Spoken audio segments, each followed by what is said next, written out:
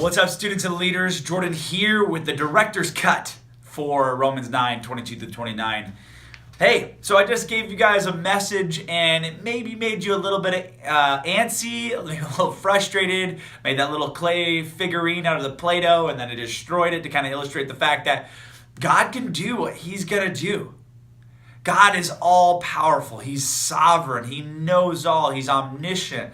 And ultimately, we can't make judgments out of our own human condition off of the actions that He does. But we have to trust that He is good and that He knows what He's doing. We have to trust the promise of Acts 8:28. Remember what we talked about right in the beginning, this whole big section? For He works out all things for the good of those who are called according to His, who love Him and are called according to His purpose. We have to trust that.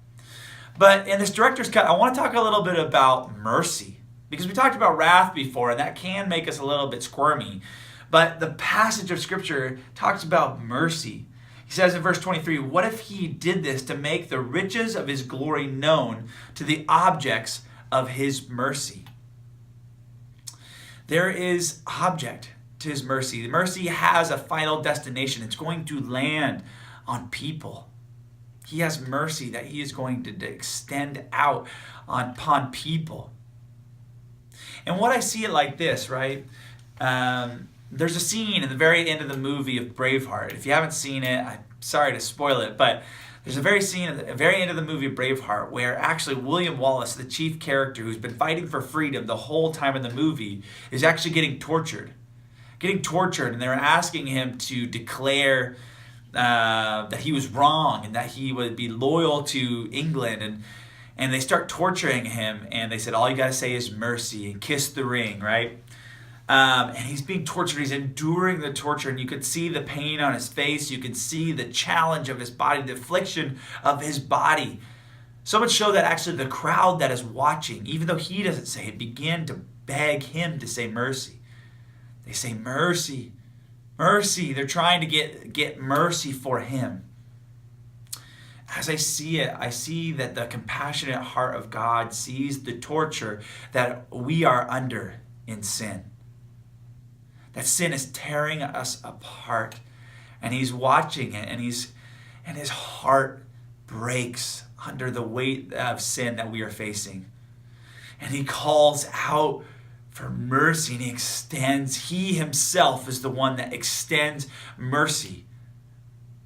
Not because we deserved it, not because of anything we have done, but simply because we are the objects of His mercy. It goes on to say in verse 24, it says, even us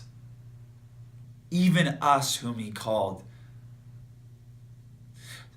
It's easy to believe that we're great and we're good and we deserve mercy, but the fact of the matter is none of us do. But even us, even amongst all the junk, even all the junk that Jordan Gash has done, the junk that I will continue to do, the Lord shows His mercy. It says in Lamentations 3, it says that His mercies are new every morning, and He's continuing to pour that out upon us. It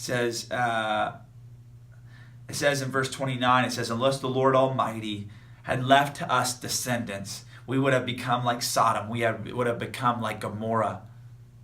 The sin would have continued to tear us apart if not for His mercy. And so what I want you guys to know is that God is a loving God.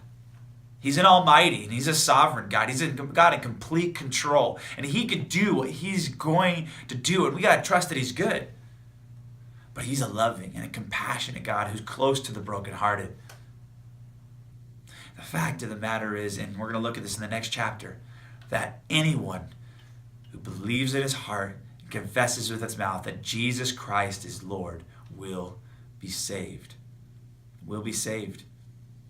He's not desiring and destining people for torture under the weight of sin. That's our choice. But He does desire to show us mercy. Let's call out to Him.